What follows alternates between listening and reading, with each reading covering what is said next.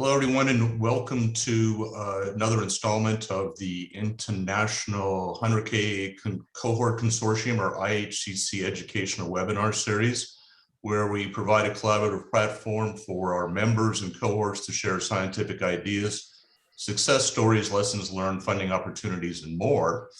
I am Scott Sunseth. I am the new Associate Director, replacing Eric Plummer, who has gone on to other adventures. And if you want to learn more about that, you can look at the website, and there's a news announcement about that and about what Eric's doing and where I come from. But you're not here to hear me, you're here to hear Oriol, so let me introduce him. Oriol Canella-Zandri is currently using a Chancellor's Fellowship at the University of Edinburgh at the MRC Human Genetics Unit. Oriol was trained as a physicist. He has a PhD in biophysics. He has extensive experience in using several programming languages to develop a range of applications, including those designed to run in high-performance computing environments. He previously developed the DISSECT software, DISSECT software, which was designed for analyzing very large data sets using the power of large supercomputers. And he's also participated in developing new statistical analysis methods and has a wide experience performing a range of different analyses in the UK Biobank. The title of his talk today is very interesting. What do iTunes and genetic analysis have in common? We'll learn the answer to that now. Oriol, on to you. Hello, thanks for the introduction. I'm going to share my screen. Yeah, okay. Sure. Okay, can you see it? Yes, sir. Yes. Okay, great. Okay, hello, I am Oriol. I am currently working at the MRC Human Genetics Unit within the University of Edinburgh. And over the last 10 years, I have been working on developing methods to address the increasingly important problem of how extracting value from large genetic datasets. In the last 2 years, we made a considerable effort to develop a platform that addresses several existing barriers in the field. Some key features of this platform are, for instance, that it enables on-the-fly and on-demand analysis of very large datasets. Furthermore, the datasets can be distributed within different international organizations without needing to expose the source data, even to the analyst.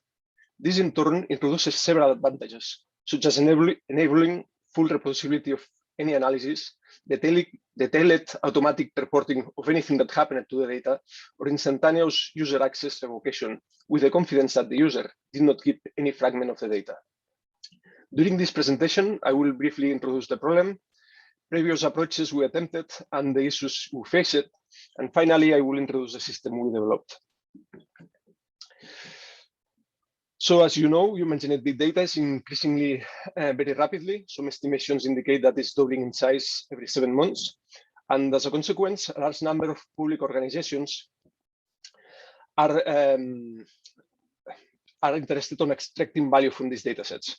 However, as you probably know, when a researcher tries to query this data, there are several barriers hampering it, including, for instance, computation requirements, multidisciplinary teams that you need with different skills, large analysis costs for large datasets, and most importantly, problems associated to access highly regulated data.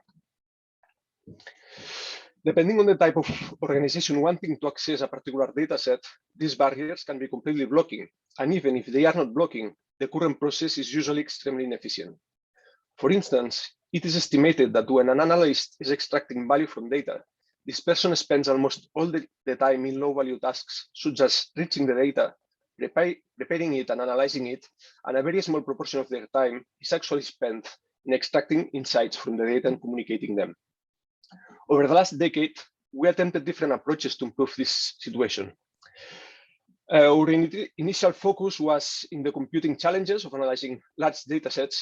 And to this end, we developed a tool that automatically can distribute big computations between thousands of computing nodes on large supercomputers. This tool was quite useful for our own research, but we found out that although we tried to make it easy for others to use it, it presented several barriers. The two biggest were, on one hand, the requirement of having access to these large supercomputers and the associated cost of using them. And on the other hand, we found that not all researchers feel comfortable to to accessing or using these highly specialized systems. So when UK Biobank released the genotypes for the whole cohort, we then decided to use our tool to run genome-wide association studies on nearly 1,000 traits and publish the results freely.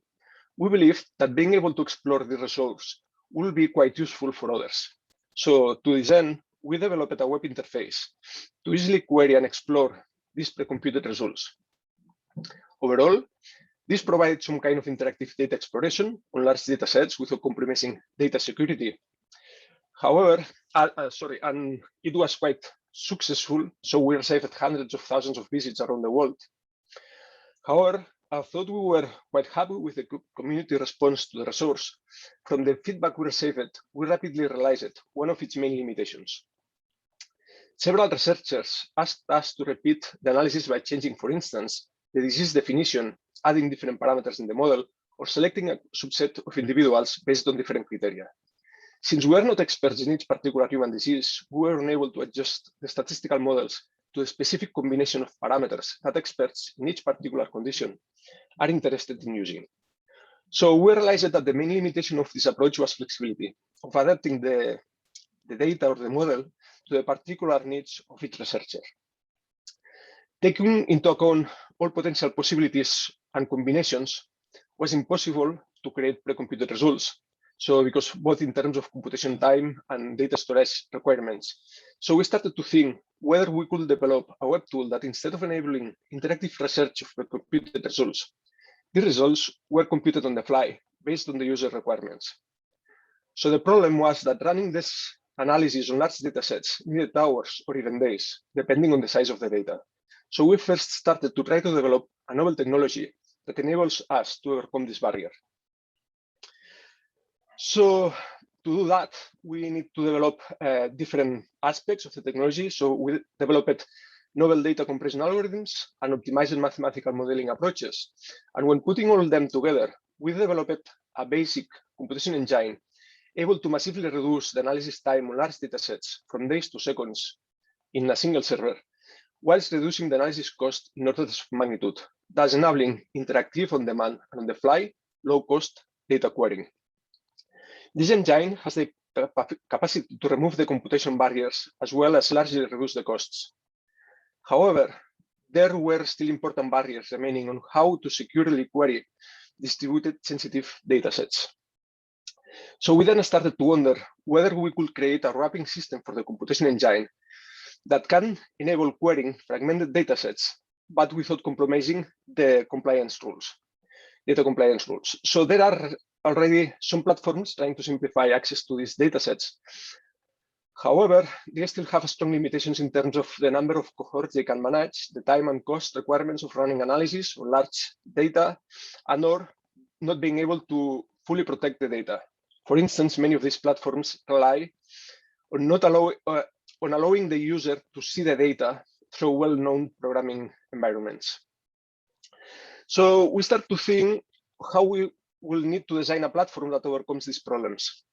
And to explain this structure, so I am going to, let's assume that we have a data cohort somewhere in the world. So now let's assume that there is a researcher somewhere that wants to query this data. So we will first need to install our computation engine where the data sits to avoid any need to move the data to another place. So the data can be in premises or in the cloud or in any place that the holding organization is keeping the data. We do not want the researcher to be able to directly connect to a data source and to perform directly queries on it. So we first create a central system in charge of interfacing between the data user and the data source. So to protect the data as much as possible, there should not be an external computer or user being able to start a communication or connect in any way with the data source. So it has to be a data source who starts any communication.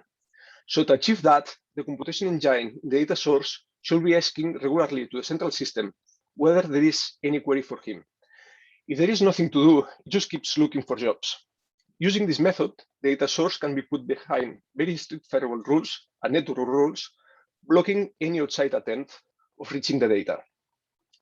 When the researcher wants to run an analysis, it can use a web interface designed to easily prepare a query without requiring any programming skills. The interface and API are designed in a very modular way, so that in one side, that data can be selected, clustered, and transformed arbitrarily without requiring a predefined data model. And on the other, new features can be added easily.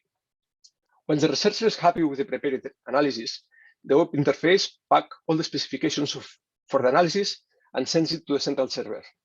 Once the computing server queries the central server, it will find this package for analyze, it will pick it up, it will run the analysis in the computation engine, and it will return the results to the central server that in turn, it will return the results to the researcher. All that happens in a matter of a few seconds. So the researcher can have nearly interactive experience, even for large datasets containing hundreds of thousands of individuals like UK by1. Sorry.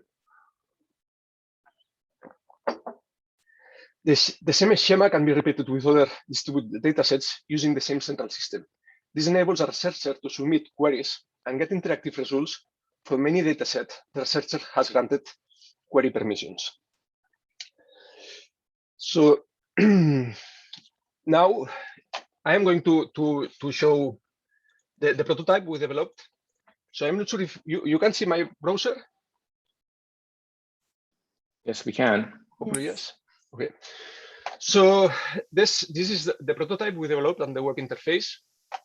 So let's say that I will say run a GWAS analysis, and or that are simulated data. So I put names, but it's just simulated data, but from different cohorts, and to run just one analysis in one of these cohorts. A GWAS analysis in one of these cohorts. So I can create this kind of section where I can, let's say that where I can the fields available on the cohort, the genetic variants or fields that I can create. I will show this later.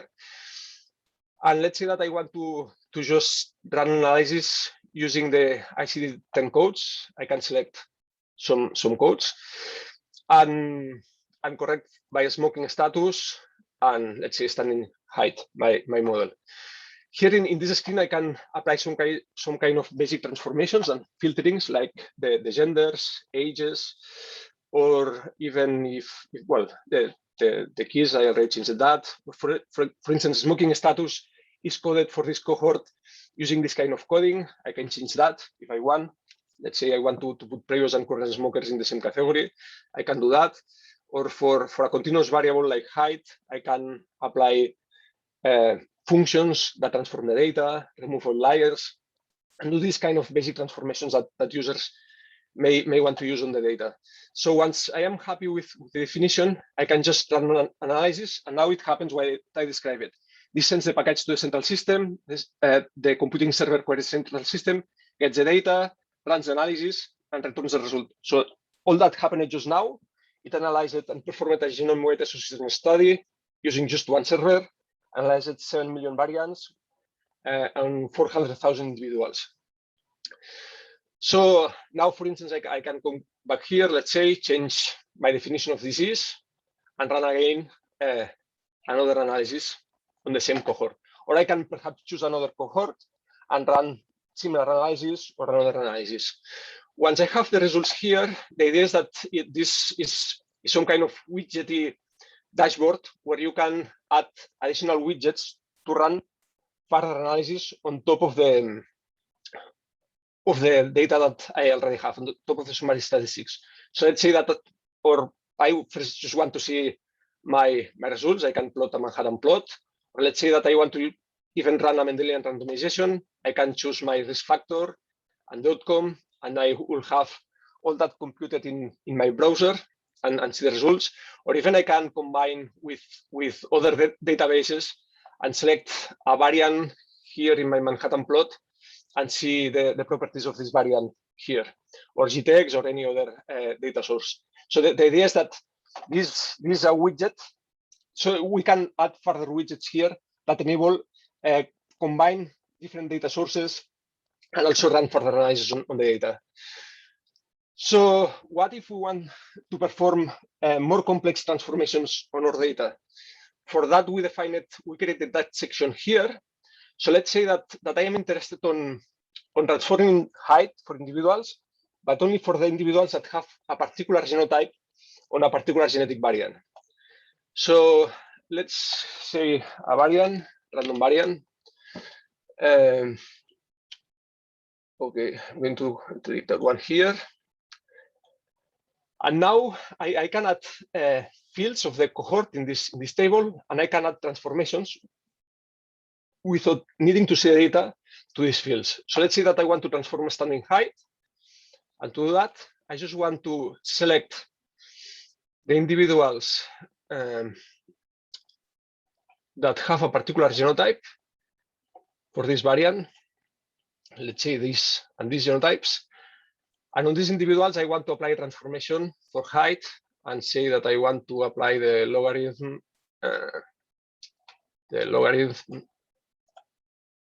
of standing height on that log height. Okay. Now apply this transformation to this field, and because it's not always, I cannot always see what happened. I can make plots here, just showing summaries of the data, never seeing individual real data, and I can see, okay, what happened with this. I am going to plot a histogram of this field transformed, and this again is sending to the central system, that is sending to the computing engine that is generating the plot and returning the transformation. These are the individuals that I transformed. I can even cluster this to see that. I am now running this histogram, but like 3 histograms, one for each genotype. So genotypes 1 and 2 are the ones here that I transformed, and here I have the transformed genotypes. And the idea is that I can create further steps on transforming the data. Now, for instance, I can transform BMI using this log height that I previously transformed, and I can create one step after the other until I have the data, a field that I am happy or I'm interested to analyze. The idea is also that all that is defined in an API, so the researcher can then download any transformation that they created. For instance, is the description for this transformation that I did here, and then share that. For instance, let's say if you publish a paper, you can publish this exact description so that another researcher can reproduce exactly the same analysis. On top of that, because the researcher never have direct access of the data, everything that the researcher does is logged on the system. So this means that a data owner can always see anything that happened on the data and create reports over what type of analysis happened there, what were the countries. This is simulated data because now we don't have users, but you will be able to see the countries that performed a particular number of analyses, set up type of analysis per day, the fields most analyzed, and any kind of report that you're interested, you could create it through this section if you are a data owner. So now I'm going to jump back to the presentation again. Okay. Okay. So returning back to the efficiency of extracting value from distributed datasets, we believe that our platform has the potential of not just removing all the major barriers in the field, but it also can transform the efficiency of how data value extraction happens and move to a new paradigm where time spent in low-value tasks is massively reduced, thus enabling the analyst to spend almost all the time in real-value tasks. So summarizing, we developed a platform that enables interactive data exploration and move from a paradigm where you need days to get, prepare, and analyze the data, and to be able to do that interactively. So to be able to do that interactively, the data is always kept private. It has not to be exposed in any way, even to the analyst, and it can be kept under very strict security protocols. And importantly, access to the data can be also revoked at any moment, while ensuring the data user cannot keep any fragment of the data in any place. However, it's very flexible, so we use an abstract data model that does not need to make previous assumptions when preparing the fields for an analysis. And it enables flexibility similar to that obtained when having direct access to data. It is also very modular. So we create some kind of a basic system, but we can add additional data source, additional data types, new ways of exploring the data or running analysis, and also further ways to create widgets to to combine the results. So it is also very affordable for both data users and data owners. So it's much cheaper than using traditional approaches. And it's even if a data source, let's say, want to create revenue from their data to grow the resource or maintain the resource, this system can enable that. It also provides full reproducibility. Any other researcher is able to reproduce or expand the exact same steps previous researchers published. So, finally, any transformation, cluster, plot, analysis, or anything that happened with the data is registered and logged. And this enables automatic report generation, which can ultimately even be offered in an automatic way to cohort participants. So a cohort participant may be interested to know anything that happened on their own data that offered for a cohort. And this, we believe that this at some point can help to increase public trust or for the public to understand how their data is used. So I thought this tool can be used internally for any organization. Our ambition is to use it to create an international data hub that democratizes data access. So in this regard, we believe that this is very well aligned with the IHCC interests, and we believe that there is a good opportunity for both here. So we just got considerable funding now for further testing this prototype and move it to a finished platform. And most importantly, we're also planning to use this funding to expand the platform capabilities. And we're very interested to meet with any organization holding or using data or consortia that is interested in creating partnerships. That is, on hand, will enable us to understand the real needs and interests and expand the platform accordingly. But on the other, it will enable the data holding organizations to explore new models to add value to the data. And I am going to finish here. Thanks for your attention, and happy to answer any questions or start any contacts. Thank you.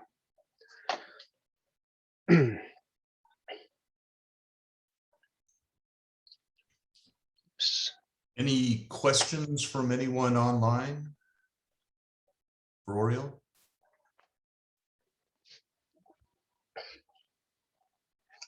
Oriol, I have one question. When you talk about the data privacy, have attorneys or lawyers or legal experts commented on this from a aspect of not computing and science, but that yes, they would consider this legally protecting the data from misuse and assuring a particular subject that their data is being used correctly for analysis the way they consented it to be used? Yeah, well, there are different. Yes, there is here So one thing is that assuming that the data is always held secure and there is no leaks of data, you have several things to consider. So for instance, any data source can control the users that they provide the data after they made an agreement that this data use it as it happens, let's say for UK by one, this data is user on this particular context. The good thing of a platform like that is that if that does happen, you can instantly say, okay, you cut the access to the data instead of having to rely on the user to delete the data from their systems. Right. On the other hand, there is also here there is also all the concept of who processes the data, who is the data processor, which in a platform such that it's not the researcher, it's the data holding organization. However, because it's the researcher who defines the data,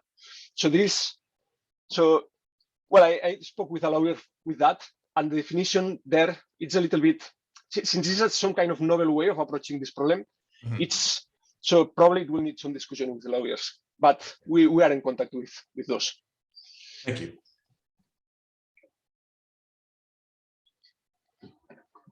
Hey, Oriol, Jeff here. Nice talk. Oh. I'm just curious as to about, can you hear me okay? Yep. Wondering about, maybe you said this, is all of this open source and accessible to the general research community? How do you access all the tools that you've created? No, for the moment, so one of the ideas is So no, for the moment it's not open source. It's IP from the university, and perhaps in the future some parts of the platform may end up the part that manages all the system and all distribution of the data may end up being open source. The computation engine probably not for the moment, but I guess that this will depend on future discussions depending on the path that we take. Okay, so I mean, part of the reason I'm asking is, obviously there will be opportunities for IHCC cohorts to be participating in the kinds of analyses that you showed us. And first of all, one is I appreciate that there's not as many of our data science members are here to see the wonderful tools that you've developed. And I just wonder if even maybe having a workshop, if that makes sense, to invite our cohorts to see the types of analyses that are possible using your platform, and then see where it goes, of course. But I'd like to see the IHCC be able to take advantage of some of the platform that you've developed. Yeah, no, that will be. So I think that from a personal point of view, this kind of data hub that democratizes data access will be a success for us, I think, and for me. And the IHCC is a very good consortia to try to reach that. So yeah, I will be more than happy to have further discussions or a workshop where I show the platform, or or having further talks about different paths to follow. Definitely, yeah.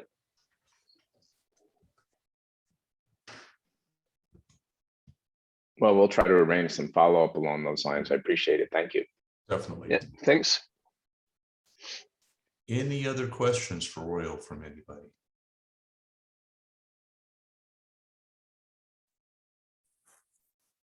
Okay, Oriel, I want to thank you. I thought the tool looks outstanding. Oh, I'm sorry. It sounds like there's a question. Yeah, sorry. Hey, this is Cindy.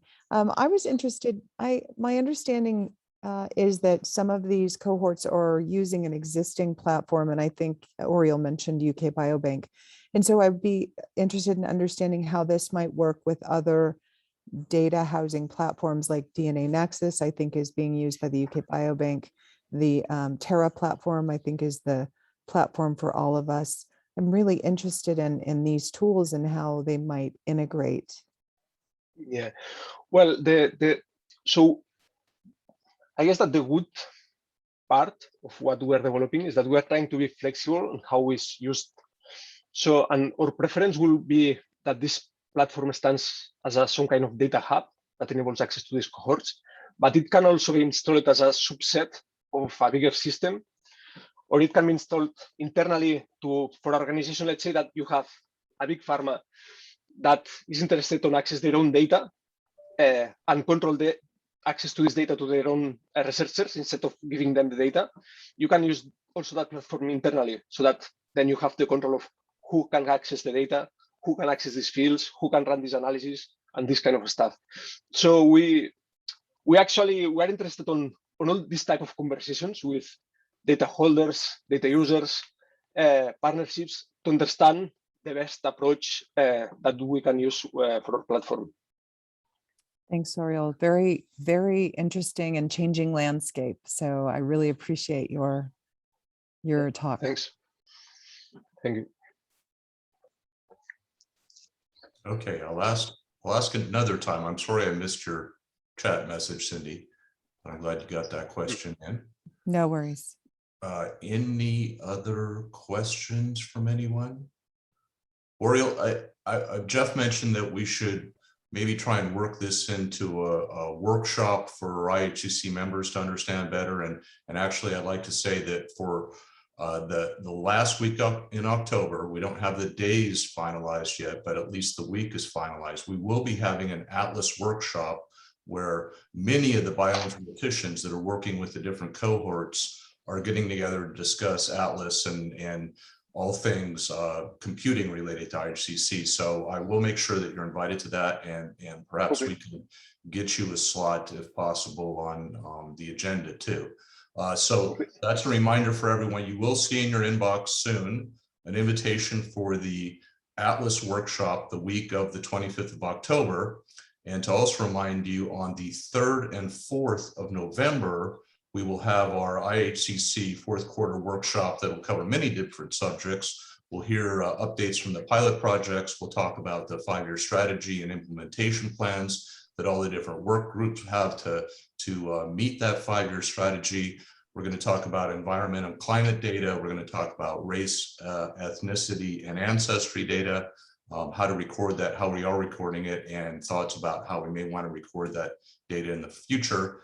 And lastly, it'll be a very interactive workshop like all these workshops are. So people will be participating. There'll be lots of time to ask questions of all the speakers and participants, but it is a workshop. It's not a webinar like today. So that's the 25th of October for the Atlas workshop around bioinformatic computing aspects.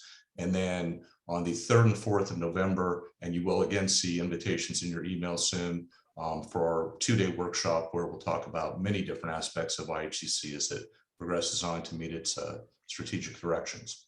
So I want to thank everyone for coming. It was a great brief talk. I love talks that convey everything in a short period of time very simply and elegantly. I'm not quite sure I understand yet what iTunes and genetic analysis still have in common, but maybe if I understood computing better, it would have made sense to me. So yeah, do you want me to try to answer that, or? Yeah, sure, I would love to hear. I would love to hear that. Yeah, well, I guess that the idea is that before iTunes and this kind of streaming platforms, you somehow needed to get the data, and it was some kind of clunky process where you had to go to a shop, get a cassette with a limited amount of music, let's say, or movies, come back home, see it, and so on. And now these kind of streaming platforms make this much more easy. You have in your phone access to a massive amount of resources, and which are somehow not yours. You just can access or query or see them somehow. Mm-hmm. So it will be a little bit this kind of concept, but yeah, no, the same with the data. That's a great analogy. It makes perfect sense. And there are also things that you didn't mention. You mentioned cassette tapes. There were some things called 8-tracks, and then these things called records that were way back in ancient times too, that many of us are familiar with. So yes, and you're right. It was a very cumbersome process. You'd have these huge collections of data that sat in each person's house versus having it, as you said, compartmentalized and streamed to you as needed, one song at a time. So that's a great explanation. So again, thank you. This is an outstanding talk, and I appreciate everyone spending some time with us today to listen to it. If you have any questions, follow up, send them to me, and I'll make sure that Oriol gets them by email too. Okay, thank you. Thank you. Bye. Thanks, Oriol. Bye. Thanks. Thanks. Bye. Bye.